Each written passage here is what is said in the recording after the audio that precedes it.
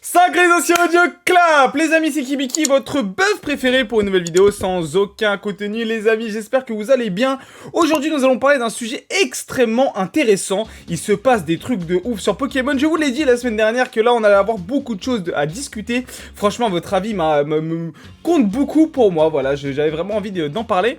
Dans mon Discord, les gars, je vous avais demandé quel était le sujet de vidéo que vous avez envie que je traite dans les prochains jours, voilà. Donc demain, en fait, on va sortir une vidéo sur l'investissement Pokémon en 2021. Je sais que certains, 2022 plutôt, je sais que certains sont pas fans de ce genre de vidéo, je peux totalement le comprendre, mais vous allez voir, je pense que même pour les personnes qui sont pas du tout fans de ça risque d'être très intéressant. Vous allez voir que mon avis a beaucoup changé, quand vous allez regarder ma vidéo d'il y a un an, où je disais aussi beaucoup de bêtises. Beaucoup de choses ont changé, etc. Je vais vous donner mon avis sur plein de choses, sur le pourcentage à mettre, etc. Sur qu'est-ce que j'en pense. Voilà, je pense que c'est très très intéressant et on se retrouvera donc demain pour cette vidéo où on parlera tout simplement de l'invest Pokémon en 2022. Qu'est-ce qu'il faut faire, qu'est-ce qu'il faut pas faire, qu'est-ce qu'il faut surveiller et surtout sur quelle période il faut le faire. Parce que vous allez voir que je pense que certains sont pas prêts pour les périodes. Parce qu'il y en a qui pensent que c'est en 2 semaines que moi je vois les moves, alors que c'est plus en 1, 3, 4, voire des fois 10 ans. On en parlera de toute façon dans cette prochaine vidéo. Sur ce, aujourd'hui les gars, une vidéo que j'ai vue de Danny Phantom, vous savez que moi je suis extrêmement fan de son contenu, il parle de ce qui se passe sur le marché, etc. C'est d'ailleurs le premier youtubeur que je suis pour me comprendre un peu ce qui se passe sur le marché international, américain surtout. C'est un vendeur pro qui est aux US, ça fait des années déjà qu'il fait ça, il explique vraiment plein de choses et j'ai d'ailleurs même appris énormément de choses grâce à lui, notamment sur comment faire ses colis, comment faire ces trucs là. Je sais que c'est des trucs tout bêtes, mais parfois tu cherches des vidéos sur ça, et moi j'en cherchais un peu sur Pokémon avant de me lancer, parce que c'est vrai que des fois ça peut faire un petit peu peur quand tu n'as pas encore commencé Pokémon et que tu as envie tout simplement d'avoir un nouveau colis, de préparer son colis, etc. Apprendre tout simplement, parce qu'au début tu sais pas, tu te dire mais Kibiki, c'est facile de créer des colis, enfin de faire des colis. Oui peut-être, mais sur Pokémon vous allez voir que par exemple il y a des coffrets qui sont un peu bizarres pour ceux qui ont déjà fait des colis Vinted et tout. Vous avez vu qu'il y a certains coffrets qui sont vraiment relous à mettre en colis, et du coup surtout bien les protéger, parce que moi j'ai déjà fait des bêtises à trop serrer certains produits et tout, des fois ça peut faire des conneries, donc voilà, faites attention aussi à ça, c'est très important de regarder tout ça. Voilà, parenthèse fermée, nous en parlons maintenant du sujet principal de la vidéo, et c'est le reverse scalping. Alors, qu'est-ce que c'est encore que ce terme, Kibiki? Les scalpers évoluent, on dirait Sangoku, frère, on dirait les frères, ça s'arrête jamais. Toujours des nouvelles transformations, ça ne s'arrête absolument jamais. Super Saiyan 1, 2, 3, 4, 5. Bah là c'est scalping pareil, ça change toujours, mais là cette fois-ci, reverse. Ouais les gars, reverse scalping, c'est le contraire en fait du scalping. Alors, vous allez voir ce qui s'est passé, c'est très bizarre. En gros, sur Pokémon, il y a un site qui est extrêmement utilisé, c'est TCG Player. Sur ce site, en fait, vous allez trouver plus ou moins les prix inter qu'il va y avoir. C'est un peu l'équivalent ici, je pense, de Card Market. Donc, voilà, Card Market, moi, je prends souvent mes prix dessus. C'est là où vous avez les prix plus ou moins les moins chers. Alors, attention, je fais de grandes guillemets les moins chers. Par exemple, le Jap, c'est souvent très cher sur Card Market, mais bon, bref. En français, etc., vous avez souvent des prix qui sont très intéressants. Donc, Card Market, ça permet quand même d'avoir un avis global sur le marché. Et en fait là-bas ce qui se passe, c'est qu'on a un système de reverse scalping où en gros des mecs vont s'amuser à créer de nouveaux comptes, à pas arrêter de créer de nouveaux comptes en vendant un item, en acceptant la vente, en recevant le paiement et ensuite en litigeant tout simplement le paiement. Qu'est-ce qui va se passer? Par exemple, ce qu'ils font, ils vont mettre un item célébration par exemple à 500$. La même personne va créer un autre compte, avec cet autre compte va acheter l'item à 500$. Alors soit il va valider 2 transactions, il va y avoir quelques frais. Ok, hein, c'est les frais de ces 2% pour la boutique, les paiements, etc. Donc il perdra un peu d'argent là-dessus. Mais ça lui permet en fait de faire des ventes réussies à ce prix-là. Et ça c'est quelque chose qu'on connaissait depuis très longtemps. Mais là ils le font vraiment de manière globale. Donc pendant très longtemps on a eu ça, c'est des manipulations de marché. Il y en a énormément sur Pokémon. C'est d'ailleurs ce qu'on va parler, c'est le gros sujet d'ailleurs de cette vidéo. C'est cette manipulation des prix qu'il peut y avoir sur Pokémon. Et cette fois-ci en fait on a tout simplement le contraire. Le reverse. Des mecs en fait vont créer des comptes à 1 étoile, des nouveaux comptes, etc. Ils vont mettre le TB ultra premium, pardon, je sais que je fais toujours l'erreur. Ils vont la mettre en fait à 180$. Et ils vont enchaîner les ventes. Je vous mets d'ailleurs les screens, c'est un truc de fou. Enchaîner les ventes comme ça en fait sur le site TCG Player. Quand tu vas aller chercher une TB, il y aura écrit que le prix de base moyen est de 180$. Ce qui permet en fait de faire baisser les prix d'après eux. Malheureusement ça marche pas. Malheureusement ça marche pas parce que en vrai personne va s'amuser à vendre ce genre d'item, mais ça permet en fait peut-être de faire FOMO certaines personnes, de les faire se tromper et de faire vendre des personnes le prix beaucoup moins cher. Pourquoi Kibiki, les mecs, ils font ça? Bah, c'est normal, ils en ont marre, ils veulent avoir des prix moins chers, ils veulent que ça baisse, donc ils tentent n'importe quoi. Mais ce qui est triste, c'est que tu vois que ces plateformes-là, Danny Phantom a envoyé un grand message, un grand pavé pour leur expliquer ce qu'il se passe avec les manipulations de prix, notamment avec ses nouveaux comptes. La plateforme ne fait rien. Excusez-moi, c'est le steak de ce midi. La plateforme ne fait rien. Ils en ont rien à faire. Et on a vu la même chose sur eBay. Oui les gars, sur eBay il se passe exactement la même chose. Sur eBay on a exactement le même problème. Des ventes qui sont plus ou moins terminées, que tu penses qui ont été terminées, que tu penses que la transaction a été faite, mais c'est faux. C'est totalement faux. Le mec a peut-être annulé la vente, le mec l'a peut-être pas livré, peut-être qu'il y a un litige entre les deux, mais ça eBay ne va pas vous le montrer.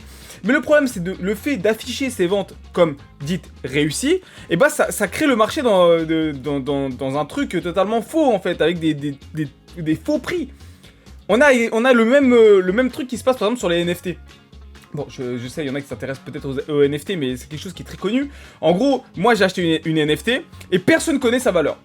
Personne ne connaît sa valeur de cette NFT. Je vais demander, ou je vais faire moi-même un deuxième compte où je vais acheter ma propre NFT. Je vais me vendre en fait ma propre NFT et je vais la vendre à 1500 €. Pour l'instant, rien de problème, hein. Mais voilà. Qu'est-ce que ça fait? Sur le marché, ça montre qu'il y a eu une transaction entre deux personnes de cette NFT à 1500 €. Demain, je vais aller voir un mec, je lui dis regarde frérot, cette NFT elle a été vendue à 1500 €, moi je te la vends à 600. Le mec il va faire waouh, 50% de réduction sur ce prix, c'est un truc de ouf. Je vais te l'acheter frérot. Et il va acheter la NFT. Sauf qu'en fait de base, on n'avait même pas de prix sur cette NFT. C'est une arnaque qui est très connue, hein. Enfin c'est pas une arnaque, c'est une manipulation qui est très connue dans le monde des NFT. Bon ça marche plus comme avant, hein. Ça a bien changé, mais malgré ça, ça marche quand même un petit peu. Et en fait on essaye d'avoir plus ou moins la même chose sur Pokémon. Il faut savoir que ça marche depuis des années. Depuis des années on a ces trucs là sur Pokémon. Notamment avec les populations qui sont contrôlées par les gros portefeuilles sur Pokémon, je vous l'ai dit. Certains blogs sont contrôlés par un pourcentage de Français, voilà, de petits groupes de Français, je les connais, qui ont, voilà, il y a certaines displays, les gars, vous allez jamais les toucher. Je vous le dis, vous allez jamais les toucher parce que c'est eux qui contrôlent la population. Je me suis dit, c'est vrai que c'était assez drôle et au contraire, je me plains pas de ça, ça fait partie du jeu et je veux dire, ils ont totalement raison de faire ça. Hein. En vrai, ils ont eu la chance d'avoir toutes les displays peut-être, d'avoir une grosse population de displays qui sont aujourd'hui introuvables. Bah, c'est eux qui décident plus ou moins le prix maintenant. Mais c'est vrai que c'est drôle parce qu'aujourd'hui, le gros problème pour la majorité de mes viewers, pour la majorité des personnes qui me regardent, ce sont les scalpers, ce qui était un problème aussi pour moi, hein, de ne pas pouvoir réussir à trouver d'items, etc. C'est un énorme problème. Déjà même en tant que vendeur professionnel aujourd'hui, il y a énormément de personnes qui se sont lancées en pro, c'est-à-dire que même les stocks pour les pros sont très réduits. Donc c'est vrai que ça c'est un gros problème. Mais aujourd'hui que j'ai eu la chance, grâce à vous, de monter encore un petit play dans ce marché qui est Pokémon, de pouvoir grimper un petit peu un petit échelon, le prochain problème pour moi c'est ça. C'est toutes ces displays que j'aimerais tellement ouvrir pour les box break, que j'aimerais tellement faire des événements dessus, mais j'arrive pas à les avoir parce qu'elles sont contrôlées par certaines personnes, parce que certaines personnes ne veulent pas les vendre. Vous allez voir que certaines displays d'ailleurs sur Pokémon ne sont jamais vendues sur eBay. Allez voir, il y a certaines displays, il n'y a pas de vente. Pourquoi ? Parce que, bah déjà, on va pas faire des transactions à 35 000 € comme ça, hein, sur eBay, je pense qu'il y en a qui veulent pas, ils veulent passer par autre chose, ce qui est d'ailleurs totalement compréhensible, et surtout que d'autres, les vendeurs, souvent, ne veulent pas que la vente soit affichée, ne veulent pas que les gens voient à quel prix ça a été acheté, parce que c'est eux comme ça qui contrôlent le truc, et ils ont totalement raison, hein, je leur jette absolument pas la pierre, hein, franchement, si t'as un item qui a X valeur, et que toi, je sais pas, t'en as 2 ou 3, bah tu vas dire au mec, non, franchement, moi je veux pas que ce soit sur eBay, parce qu'après les mecs vont voir que je l'ai vendu, je sais pas, 30 000, moi j'en voulais, je sais pas, 45 000, donc non, on va faire ça entre 12, ce sera 30 000, et la prochaine personne qui le voudra, ce sera 45 000, point barre. Donc ça, c'est des trucs qui arrivent. Le problème aussi de ce reverse scalping, les gars, c'est que bah, ça marche pas, hein, parce que ouais, peut-être que ça va marcher pour 2-3 personnes, mais au final les prix vont remonter. C'est que ça crée aussi une porte ouverte à énormément d'arnaques. Je sais que c'est triste à dire, mais ça crée une porte ouverte de ouf. Faut savoir qu'en ce moment, surtout aux US, il y a énormément d'arnaques sur Célébration. Les gens, ils sont totalement choqués. Enfin, moi, le premier, je savais pas qu'il allait avoir autant d'arnaques. Alors, c'est surtout aux US, chez nous, on a un petit peu de chance, où les mecs vont mettre des prix, par exemple, bah, voilà, ce fameux 180 $, le truc le moins cher impossible pour ces 2 TB, ils vont juste livrer des cartes. Et on voit que bah, là, c'est des problèmes de la plateforme, où ça va partir en litige, etc. Et c'est vachement relou. Si j'ai une conclusion les gars à faire sur cette vidéo, c'est que Pokémon, c'est très facile de manipuler le prix sur Pokémon. Même les youtubeurs, nous-mêmes les youtubeurs, parfois sans le vouloir, on manipule plus ou moins le marché. C'est d'ailleurs des choses qu'on m'a souvent reproché à l'époque. Je vous parle par exemple de GeoShock, à l'époque où j'en parlais, c'était pas non plus une série qui était extrêmement appréciée. Enfin, c'était très apprécié, ça commençait à monter en cote. Faut savoir que 2 semaines après, alors... Je pense qu'il y a quand même un concours de circonstances où le truc est monté, il y a eu la hype Pokémon, voilà. C'est monté aussi en même temps, mais où je parlais de GeoShock, j'avais des vidéos où j'arrêtais pas de chill GeoShock, où je vous disais mais GeoShock c'est vraiment un truc de ouf cette série, etc. Vous dormez dessus, etc. Et aujourd'hui, on est monté jusqu'à presque 30 € le booster sous blister.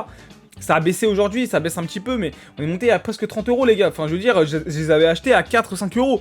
Je me dis, c'est quand même fou à quel point, parfois, juste quelques vidéos, ça fait rentrer en fait, de nouvelles personnes sur le marché, ça fait donc monter la demande. Et monter la demande fait tout de suite exploser les prix. Il faut pas croire hein, que je suis le seul à... Alors, j'ai pas fait exprès non plus. Je veux dire, avec mes vidéos ou sans mes vidéos, je peux vous assurer que GeoShock serait monté extrêmement fort. Hein, c'est pas moi qui a dit, les gars, GeoShock c'est bon, c'est la série qui va vous rendre millionnaire. Mais c'est normal que la série est montée parce qu'elle est vachement cool. Mais donc, à notre échelle, déjà, ma petite échelle, du coup, je suis un tout petit youtubeur. Il peut y avoir déjà des petits trucs comme ça. J'avais parlé, par exemple, de certains items japonais il y a de ça 6 mois. Et il y a 6 mois, les gars, j'avais 5000 abonnés pour vous dire. Et tous les items auxquels j'avais parlé, le lendemain, il n'y en avait plus. Parce que c'est des items où il y avait peut-être 10, 15 grand maximum de stock dans sur eBay, etc. Il y avait 10, 15 personnes qui vendaient cet item-là. Le lendemain, il n'y en avait plus du tout.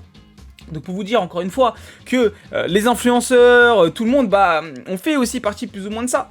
On peut pas se le cacher, hein, on peut pas se le cacher.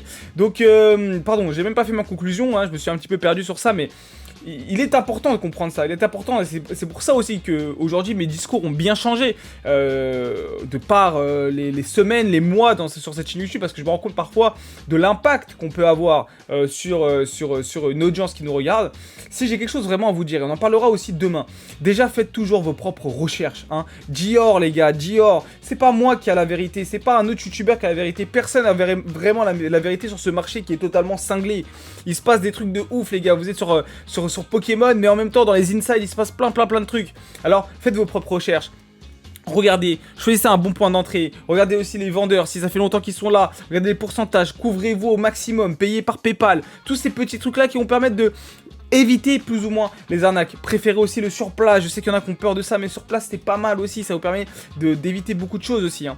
Et surtout les gars, quand une affaire est trop belle, c'est souvent qu'elle est fausse. Ouais les gars, sur Pokémon c'est très rare les bonnes affaires. Des displays à 40 € ça n'existe pas. Voilà, des displays même à 120 € ça n'existe pas les gars.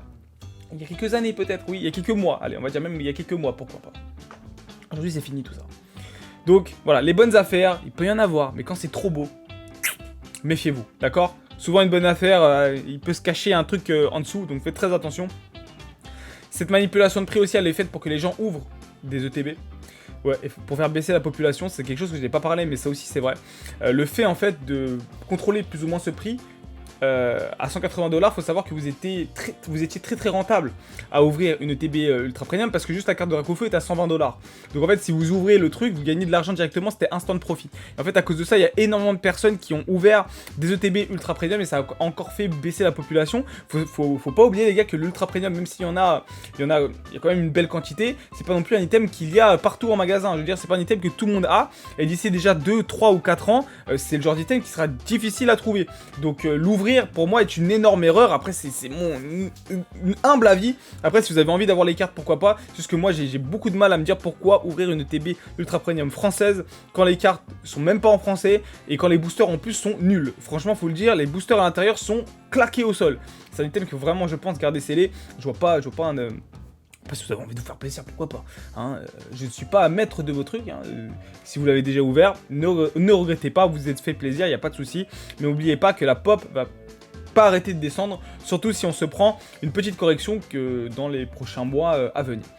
Voilà les amis, bon j'ai un peu tourné en rond dans cette vidéo, mais c'est vrai que c'était très intéressant et j'avais plein de choses en fait à vous dire.